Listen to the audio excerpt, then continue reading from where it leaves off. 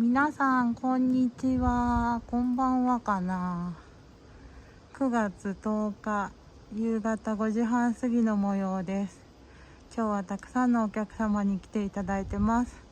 雨が降る降る言って一滴も降らなかった熊の湯です。これならお月見行けるかなと思いながら、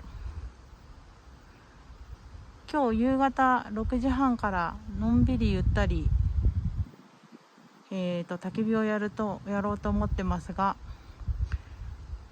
私一人なんでいつライブができるか分かりません。もしよかったらご覧ください。ではまた。